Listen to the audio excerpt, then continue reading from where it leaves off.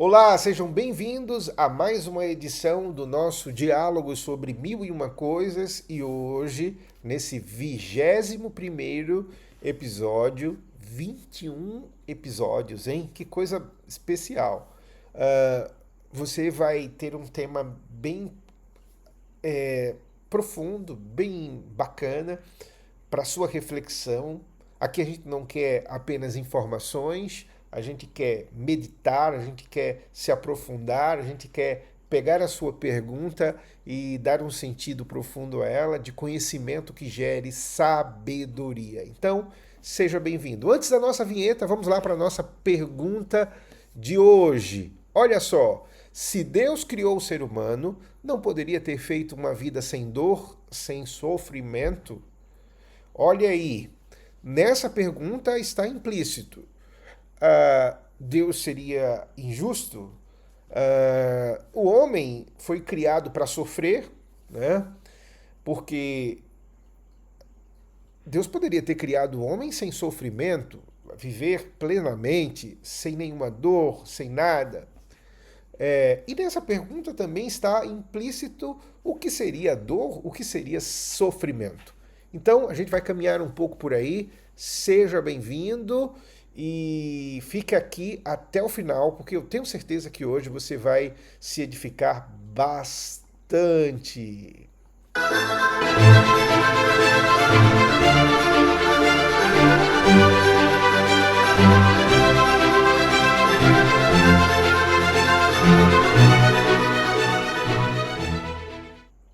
E vamos lá. Eu quero começar sempre, como fazemos, trazendo para vocês as nossas fontes, né, para respondermos essa pergunta sobre sofrimento. A primeira fonte, o primeiro livro, é o C.S. Lewis, né, com um livro bem bacana chamado O Problema da Dor. Há uma versão antiga em português chamada O Problema do Sofrimento. Na verdade, eu acredito que o primeiro título combina mais com o conteúdo do que o C.S. Lewis está tentando explanar ali. Mas ficou bacana, tá uma boa edição essa, uma tradução bem bacana, vale a pena. O Problema da Dor. Outra fonte que eu quero trazer para vocês é o Los Lavelle, é um escritor francês, espiritualista, moralista, cristão, e que traz algumas reflexões extraordinárias para nós. O Mal e o Sofrimento é o livro específico que eu quero tratar com vocês hoje aqui. E por uma referência, no primeiro capítulo, né, que eu acho ela extraordinária, a qual eu li quando era adolescente, eu quero trazer para vocês esse livro do Philip Yancey e Paul Brand, A Dádiva da Dor. É especificamente o primeiro capítulo escrito por Paul Brand. Vale a pena também refletir aqui sobre esta fonte. Agora, a gente abre sempre os nossos programas perguntando o que é, né? O que é sofrer, né? O que é o sofrimento? Nascemos para o sofrimento? E eu quero começar sempre como faço em todos os programas, inclusive a gente constrói aí uma jornada de coleções de etimologia, né? Etimologia é aquilo que a gente chama de o sentido, a origem da palavra. E etimologicamente, de onde vem a palavra sofrimento? Ela vem do latim, a palavra sufere, que significa suportar, né? Carregar o ferro. E esse ferro aí seria o ferro das algemas, né? Das correntes, digamos assim, da carga, né? Que está ali atrelada ao seu corpo, do jugo, digamos assim, submetido à força, a algo que é mais forte do que o seu próprio limite, do que a sua própria estrutura corpórea. É estar debaixo de um peso. Então, o sentido da palavra sofrimento é esse: estar debaixo de um peso, estar debaixo de uma opressão, estar debaixo de um sofrimento, de uma dor que ultrapassa os limites do seu suportar, né? Da sua força. E aí, Tem uma imagem que é da mitologia grega, que é o Prometeu acorrentado, né? E a gente sabe que essa história é uma história simbólica, mas que traz profundos ensinos, né? Prometeu, ele vai contra os deuses por uma postura de orgulho, ele rouba o fogo dos deuses para tentar ser alguém é, profundamente ovacionado, né? E aí o que é que acontece? Ele é castigado pelos deuses, ele é acorrentado a uma rocha e ali ele sofre o próprio a própria danação, né? Das dores do seu corpo, de uma ave de rapina que vai lá e arranca o seu fígado, e por aí vai. Então, a ideia é que o orgulho, né, o ultrapassar o seu próprio limite, no sentido de querer ser maior do que o divino, trouxe o Prometeu sofrimento, a dor, né, a danação de viver uma vida, portanto, acorrentado, algo que era mais pesado do que ele mesmo. E quantos sofrimentos hoje estão sendo vividos assim? Sofrimentos de escolhas, frutos de escolhas orgulhosas, né? E muitos estão acreditando que necessariamente basta apenas remodelar o nome, né? Basta apenas dar um outro significado àquilo. Santo Agostinho dizia, por exemplo, que o pecado ele traz a consequência do inferno, né? O inferno físico, lá no final, mas também o inferno existencial. As escolhas que nos faziam romper com a dimensão do divino, elas traziam sobre nós culpa, dores, angústias, a antecipação do inferno. Então, qual foi a solução dada pela modernidade? Vamos pegar tudo isso que o cristianismo leu como pecado, como desvio, e vamos ressignificar. Então, a gente muda a semântica, a gente muda os nomes, a gente muda o significado das coisas e a gente liberta o homem de suas prisões. Se nós pegarmos e dermos um outro nome àquilo que está gerando dor na vida do ser humano, se a gente der um outro significado àquilo que causa o consumo da vida, da alma, da estrutura humana, se nós ressignificarmos, tudo vai ser resolvido. O ser humano vai ser feliz. E qual tem sido a consequência dessa ideia, dessa percepção? Vazio existencial, sofrimento, angústia, falta de sentido, de propósito. O próprio Viktor Frankl, ele chega a dizer, em dois dos seus livros, né, em dois dos seus escritos, um sobre o sofrimento humano e o sofrimento de uma vida sem sentido, ele chega a dizer que o propósito, ele não se constrói, ele se descobre. Nós recebemos esse propósito numa dimensão do transcendente. E numa sociedade que acredita que pode construir a si Babel, o sofrimento existencial, essa dor de uma vida cansada, sem sentido, vazia, que quanto mais a gente trabalha, menos a gente se realiza, na verdade é a imagem do Prometeu acorrentado. Nós somos uma sociedade acorrentada a uma rocha que tem destruído a nossa vida. E lá no final, eu quero te trazer uma outra imagem de um outro acorrentado e como ele lida com o sofrimento, tá bom? Mas vamos lá seguindo, vamos lá.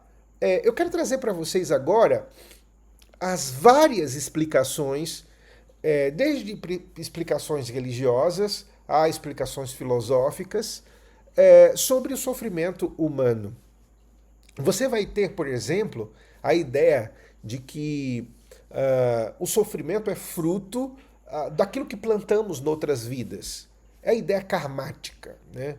De um círculo de ações e reações, de culpa e pagamento,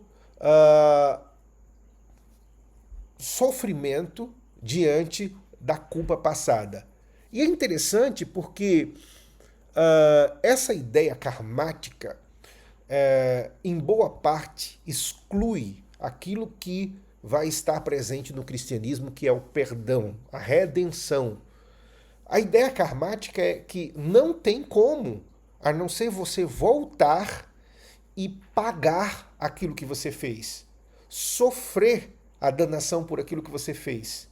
E esse pagamento é, portanto, na própria dimensão da vida seguinte. Ser uma alma, né? Você é uma alma eterna e nas suas reencarnações você ou evolui ou fica naquela questão de paga e ganha créditos para a próxima vida, né? Existem dentro desse olhar karmático duas dimensões. Ou você vai evoluindo, né, na ideia de que cada etapa é uma evolução, ou você vai no fez, pagou e vai simplesmente nessa coisa do mais, menos. Mais com mais, né, você vai ter, mas a partir do momento em que você pôr um menos aí, você já volta zerado, né? Não é uma evolução de vidas, de consciência. A segunda explicação para o sofrimento é aquele que o próprio Schopenhauer, e dentro disso aí o budismo vai trazer também. Schopenhauer especificamente bebe muito do budismo, né? O Schopenhauer é um filósofo ali do começo da modernidade, e ele vai trazer essa coisa de uma forma muito, muito forte, né? A ideia de que tudo é uma ilusão, né? Uma ilusão. É o próprio Maia. E que nós, na verdade, sofremos pelos nossos desejos ilusórios, né?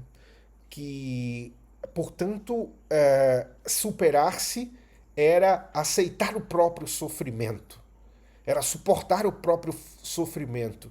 E o ser humano, em sua pequenez, ele foi feito para sofrer, porque quando ele... tem uma imagem do Schopenhauer, que inclusive o Nietzsche reproduz ela num dos seus livros,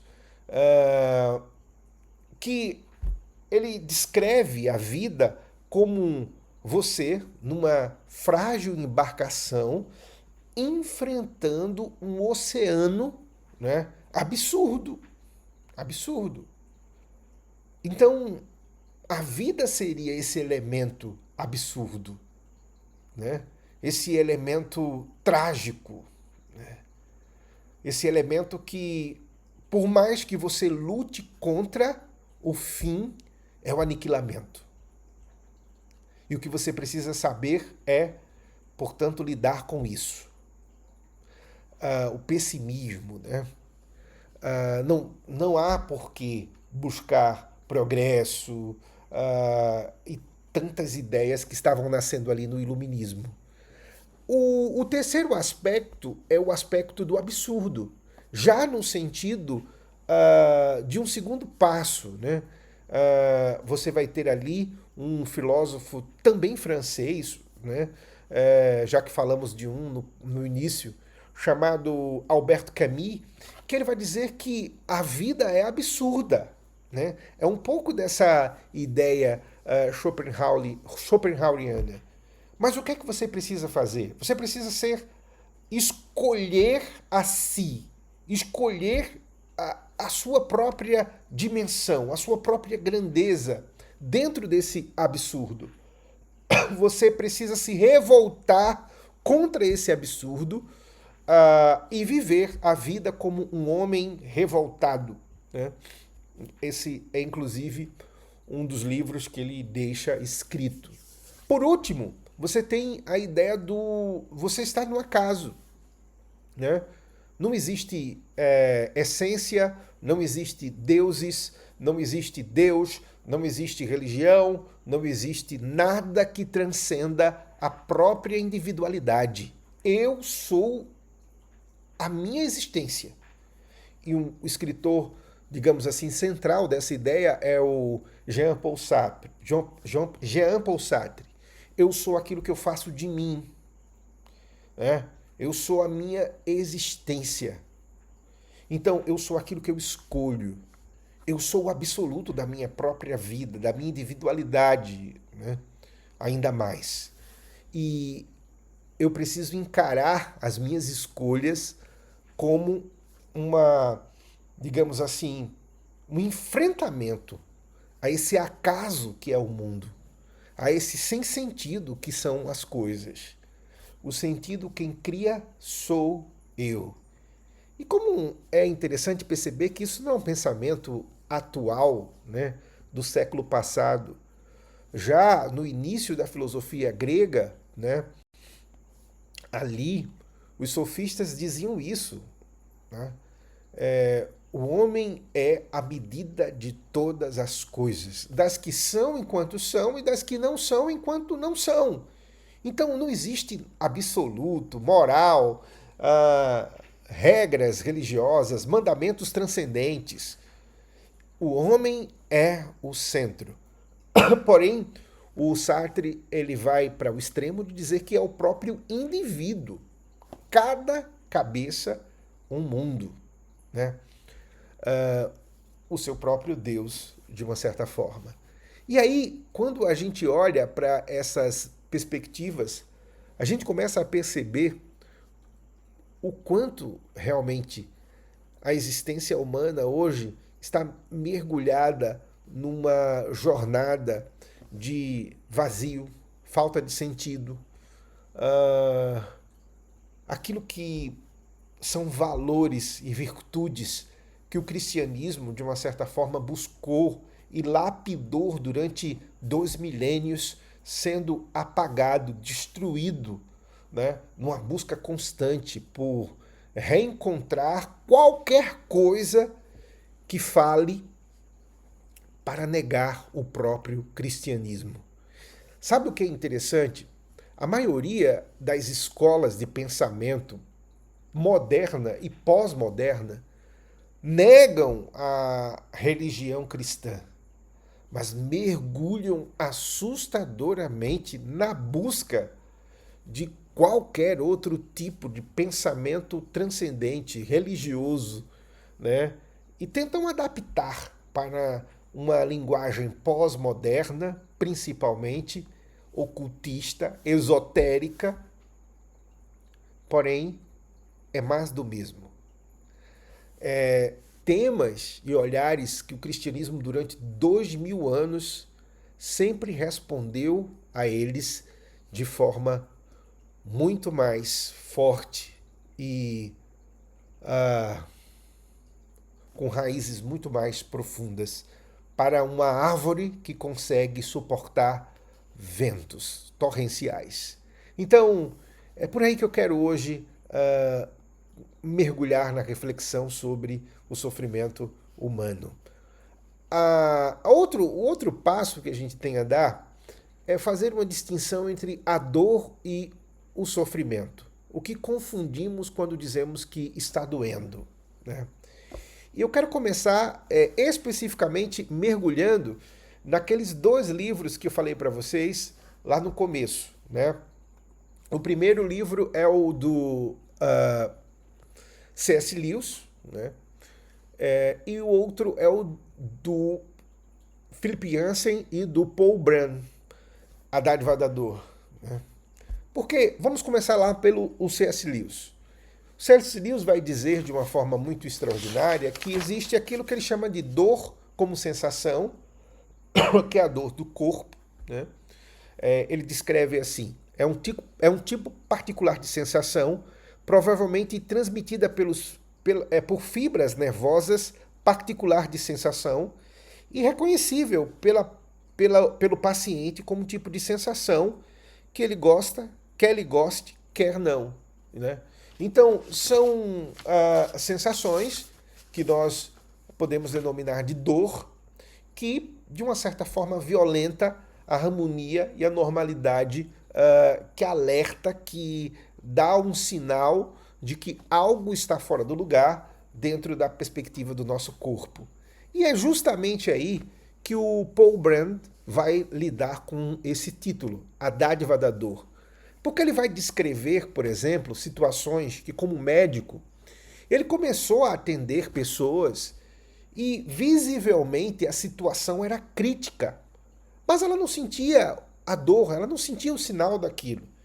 E ele foi percebendo aquilo que nós podemos chamar de doenças imunes, que não são sensíveis, né, à dor, né, que são insensíveis à dor. Né, e essas doenças faziam com que as pessoas, quando viessem perceber o dano que aquilo já tinha causado ao corpo, era quase que irrecuperável.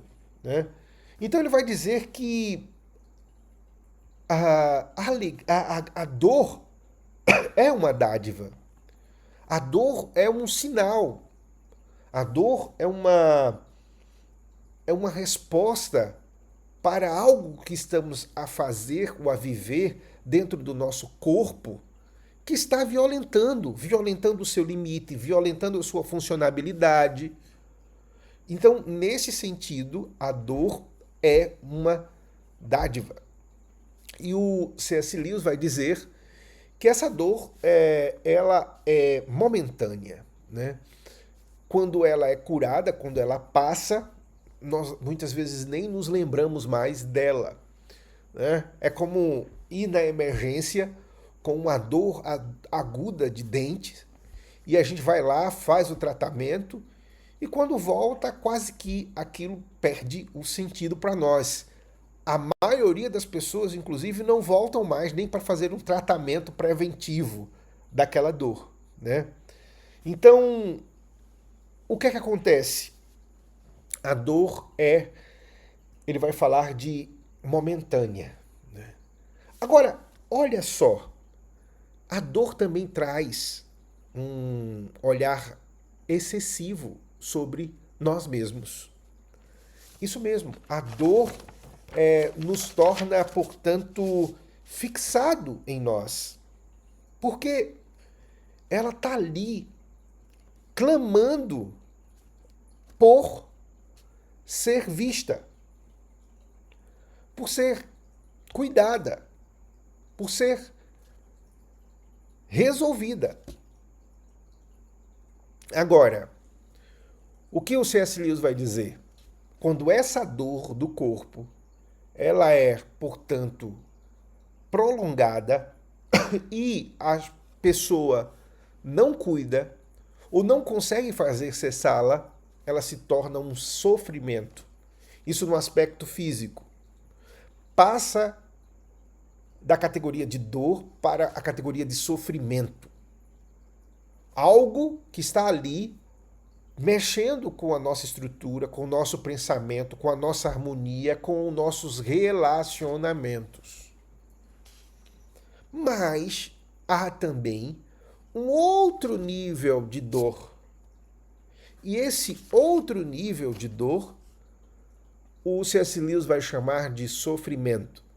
E é justamente esse sofrimento que C.S. Lewis vai lidar no livro o problema da dor, porém que para mim o problema do sofrimento seria o melhor título mesmo. Então, a dor como sensação seria uma dádiva, e a dor como excesso no corpo e mental seria um sofrimento. Ele diz que essa dor como sensação, ela nunca vai se tornar sofrimento. Ela é dor. Quando resolvida, passou. Tomou um remédio, passou. Agora, essa dor em excesso no corpo, que se prolonga, e essa dor mental, que não tem, tantas vezes, a dimensão meramente do corpo, pode ser um sofrimento moral, um sofrimento espiritual, de consciência. Essa dor ele vai chamar de sofrimento. E é por aí que a gente vai ver o próprio Lavelle trabalhar, lidar. Nesse livro que é algo assim esplendoroso, né? Sobre o mal e o sofrimento. E no capítulo 2, ele vai tratar especificamente sobre o sofrimento, e ele vai começar dizendo que, olha só, de todos os estados de consciência, a dor é o que pode tornar-se mais intenso e mais agudo. É um dilaceramento interno em que o eu adquire, no próprio ataque por ele sofrido, uma consciência de si extraordinariamente viva. É na dor que o indivíduo percebe aquilo que ele está fazendo com sua própria vida. É na dor que ele percebe o quanto aquele tipo de comida, aquela maneira de viver, aquele excesso, aquele vício está gerando em sua vida. Essa dor que é a dor que o corpo, de uma certa forma, vai reivindicar. Olha só, ele diz assim, esse indivíduo sente-se ferido e miserável. Também se sente dominado e invadido por uma potência que o ultrapassa, a qual está, por assim dizer, entregue. E sabe o que é interessante perceber? É que muitas pessoas, elas começam a sentir esse primeiro estágio da dor que chama-lhe atenção, da dor que faz com que ela fique uma noite gemendo, um dia gemendo, e elas procuram socorro, chegam lá, encontram esse socorro, e o alívio imediato as faz voltar para casa e esquecer de buscar uma solução, um tratamento para aquilo. Mas quando essa dor se torna constante, ela se torna uma preocupação, uma ansiedade. O que é que está acontecendo? Vem então o medo da morte. E aí, todas as promessas são feitas, todas as buscas são feitas, mas basta um pequeno alívio e mais uma vez se esquece tudo. Porque a dor nesse nível, ela vai ser sempre algo que eu sofro. Vai ser como a relação entre o arrependimento e apenas o remorso. O remorso tem a ver com o que eu estou sentindo em relação a mim. Eu quero me livrar da penalidade daquilo. O arrependimento é algo que tem a ver com a minha estrutura, com o meu ser, com o meu caráter. Então, nesse sentido aí da dor e do sofrimento, a dor é algo que eu sofro. O sofrimento é algo que eu me apodero. A dor é algo que eu sofro no sentido de imediato. Tá ali, como uma pingueira. A partir do momento em que eu passei uma coisa que aquela pingueira deixou de me incomodar, eu esqueço que há uma telha quebrada, que há um furo no telhado. Mas o sofrimento é algo que eu me apodero. Eu trago aquela pingueira para dentro de mim, para dentro da minha alma. E a minha alma vai começar a ser corroída por aquilo. E eu não vou conseguir ter paz. Eu não vou conseguir mais ter quietude. O C.S. Lewis vai, por exemplo, falar de estar numa um turbilhão de dores, de adversidades, de dificuldades. Ele vai falar de angústia, né? Então, aquilo vai se tornar em algo que vai consumindo minha alma, que vai o tempo todo mexendo com o meu interior. Aí vejam o que diz o Lavelle. Na dor, o corpo está em primeiro plano. Deixa eu colocar só o acento aqui. No sofrimento é a minha relação com o outro, meu mundo interior. Olha que coisa. Na dor, o corpo está em primeiro plano. Eu estou sentindo dor nos meus pés, nas minhas pernas, na minha orelha, na minha cabeça, né? E eu vou tentar resolver isso. No sofrimento é a minha relação com o outro, o meu mundo interior. E essa relação com o outro tem a ver a relação com a minha própria consciência. É interessante porque no sofrimento eu me torno um outro para mim mesmo. Eu vou o tempo todo ali me problematizando, colocando na minha cabeça coisas que não existem, criando fantasmas que estão ali me perturbando, que estão ali tirando a minha paz, que estão ali tirando o meu sossego. Eu vou inventando dores, sofrimentos, doenças, tantas vezes. Eu vou construindo hipóteses no meu pensamento. Eu vou trazendo soluções ou respostas antes mesmo que elas aconteçam. E na maioria das vezes, sempre o pior. Então, o sofrimento humano advém de uma forma muito forte de todo esse processo onde eu ponho para dentro de mim essa pingueira que estava do lado de fora. Eu me torno o meu próprio carrasco tantas vezes. Eu prolongo todas as coisas. E isso me faz lembrar de uma crônica do Rubem Alves que li esses dias, e ele diz uma coisa interessante sobre o sofrimento e sobre a felicidade. Ele diz assim: acho que sabedoria é saber sofrer pelas razões certas. Que coisa extraordinária isso aqui. Ter o discernimento do que verdadeiramente vale a pena sofrer, sabe? Do que verdadeiramente é um sofrimento. E deixa eu dizer aqui para vocês, os vários sofrimentos que o ser humano ele lida todos os dias, todos os momentos. Nós passamos por sofrimentos cósmicos. Sim, a própria relação nossa com o planeta. Não nesse sentido quase que fanático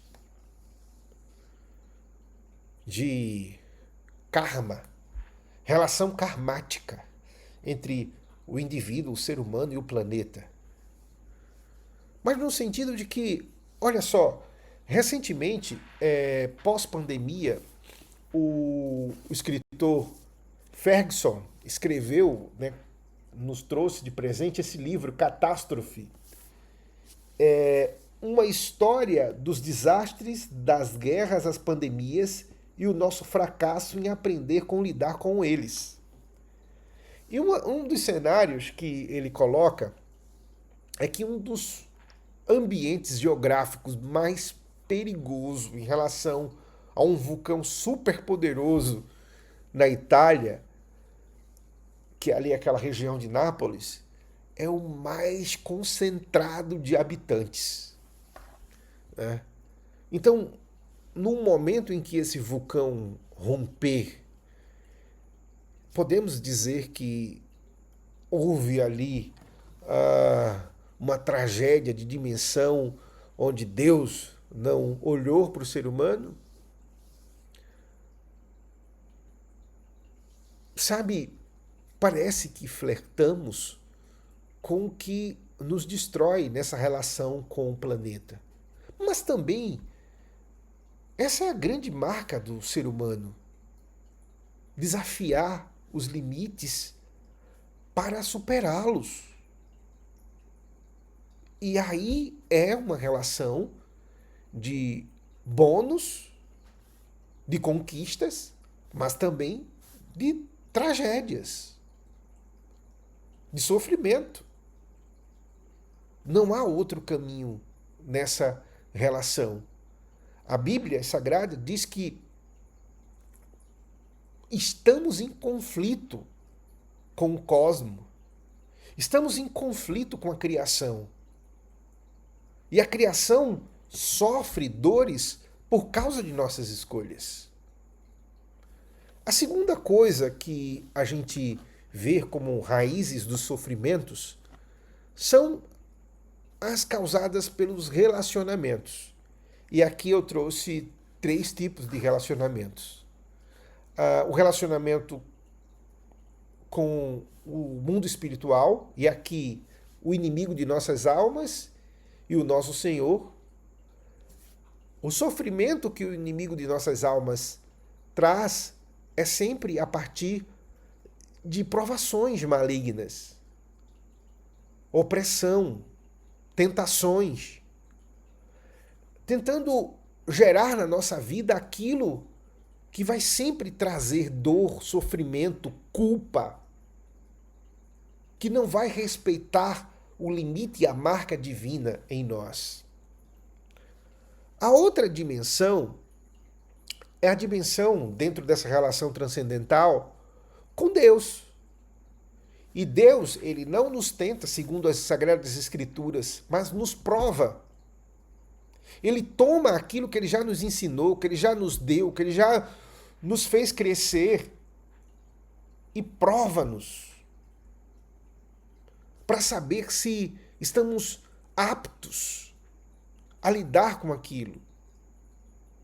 É a prova que ele fez com aqueles jovens lá dos talentos, contada na parábola do nosso Senhor Jesus, quando ele dá 10 a um, 5 a outro e apenas 1 a um terceiro. Ou se não me engano é 5, 2, 1. Uma coisa assim. Ele prova a nossa coragem, o nosso aprendizado. E tantas vezes essa prova, ela traz sofrimento. Porque tem a ver com escolhas, tem a ver com portas que se fecham, ou então com mergulhos que nós damos, com ações que nós fazemos, com sair do nosso estado de aqui tá bom, né? Isso aqui tá bom, é por aqui mesmo. Então Deus nos prova para que cresçamos. E essas provas, tantas vezes ela vem com sofrimentos, com dores. Decisões que precisam ser tomadas. Imagina a prova de Abraão em relação ao seu filho. A prova de Jó. Deus diz assim: eu sei quem é Jó e ele não vai me negar. Prove-o.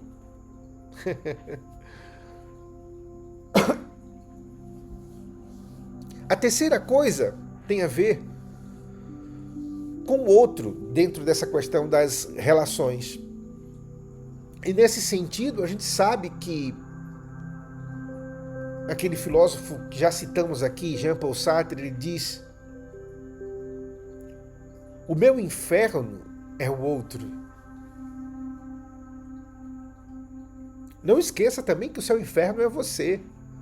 Quando você opta por aquilo que não é bem, não é plenitude na sua vida. Mas essa é uma realidade tantas vezes. O outro nos traz sofrimentos. Uma escolha de um relacionamento mal feita, ou até mesmo que se desvia no meio do caminho. Um filho que mergulha na rebeldia. Um amigo que nos trai. Imagina confiar em alguém e dar a ela o mais íntimo de nossa alma, dos nossos segredos. E aquela pessoa, no momento de sua covardia, agir contra nós e entregar tudo ao nosso inimigo. Digamos que essa é uma das piores faces de um ser humano. A face da traição, a face da covardia em relação àquele que confiou em nós.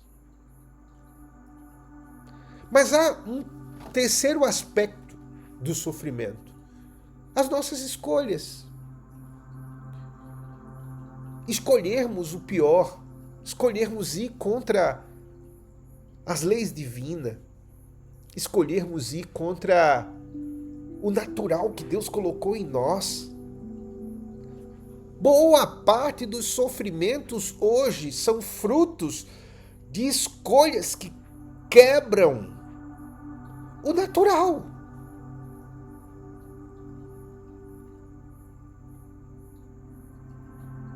Sofrimentos da alma, sofrimentos do espírito vazio.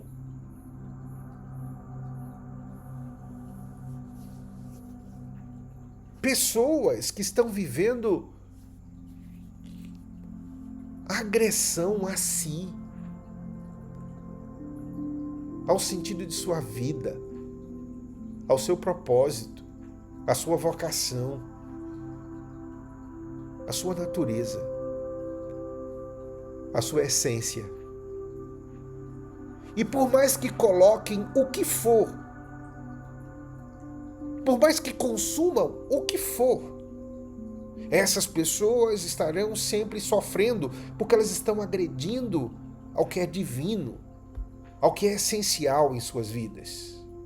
E você que está a me ouvir, a ver esse episódio, provavelmente possa estar pensando que este é um pensamento, essa é uma ideia bem ultrapassada.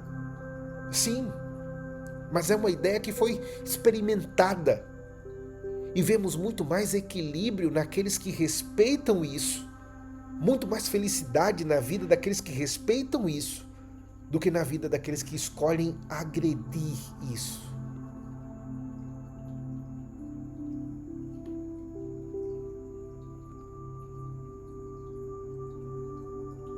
Basta ver que é muito mais realizado quem dorme, respondendo à necessidade do seu corpo de dormir, do que aquele que aflige esse sono, desafia esse sono na frente da tela de um computador, de um celular, sei lá o quê. O sofrimento passa a ser uma escolha pelo pior. Uma escolha que não vale a pena.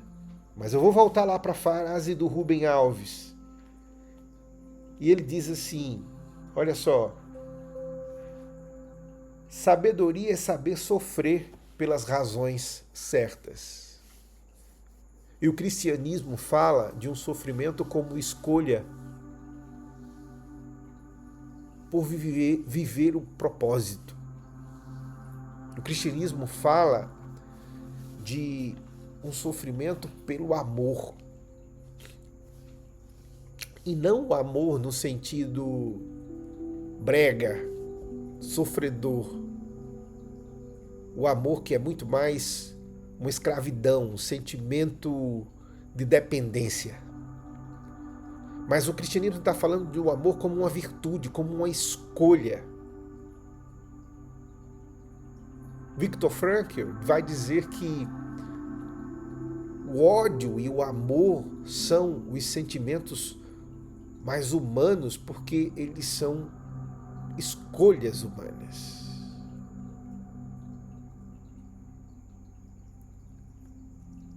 Sim, muitos de nós iremos sofrer por termos escolhido amar, principalmente a Deus.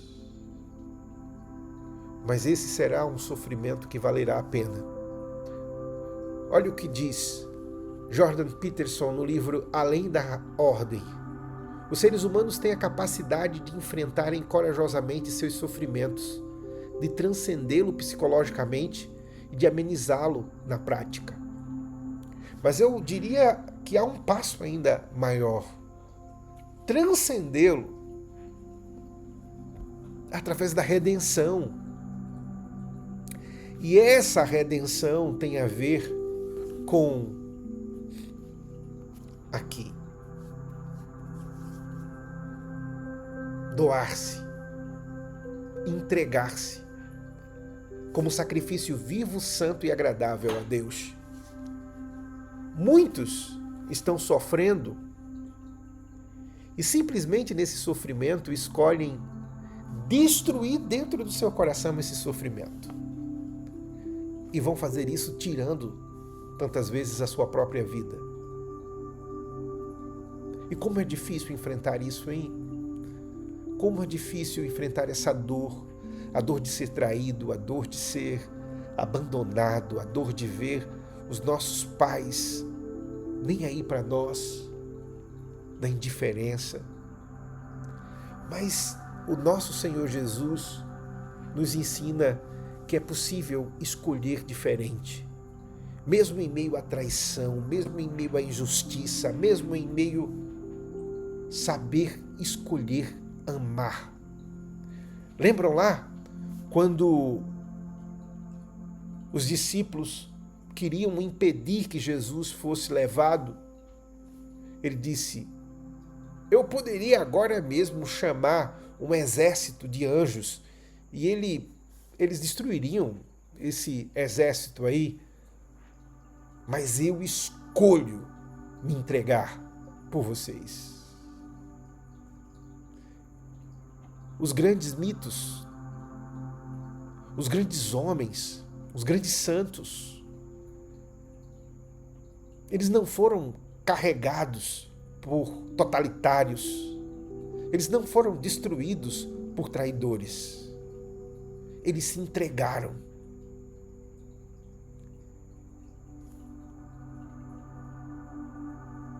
E o seu sangue foi sementes para árvores frutíferas.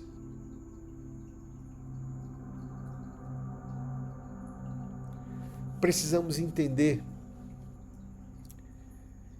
que, assim como Jesus,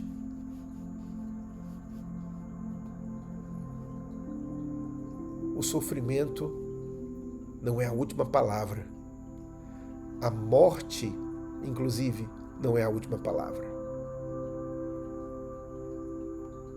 Não escolha destruir sua vida. Entregue-a. Confie que Deus está cuidando de você, porque Ele está. Saiba que este poder redentor de transcender que o cristianismo fala tem a ver com o nosso maior modelo, Jesus Cristo, que sofreu e nos mostrou como é possível sofrer e vencer o sofrimento, perdoando aqueles que tantas vezes nos feriu, não nos rendendo no sentido de internalizar o diabólico do outro em nós, não permitindo que a última palavra seja do satânico, que nos faz nos ajoelhar e adorar o poder deste mundo como o seu reino, mas entendendo que aquele que adora a Deus e que suporta todas as dores em nome dele será socorrido e as dores deste mundo não se comparam à glória que há por vir e será revelada nos filhos de Deus. Não porque eles serão guerreiros que destruirão aqueles que não pensem como eles. Não porque eles serão totalitários que por meio da vingança, do ódio, de leis corrompidas, destruirá o seu inimigo. Mas porque ele estará debaixo da potente mão de Deus, que venceu todo o mal, por mais absoluto que ele tentasse ser, porque ele nunca será. Suporte o sofrimento de agora, seja ele o menor que seja, mas ele é o seu sofrimento. Entenda que essa pessoa que te deixou não tem o poder de carregar você de verdade. Entenda que mesmo esse filho que você perdeu, ele foi entregue a Deus. Deus guardou e tem uma vida nova. Entenda que tudo se fez novo. E a última palavra não será de nenhum totalitário vestido de Deus, mas do próprio Deus, que dirá: basta. E tudo voltará para o lugar.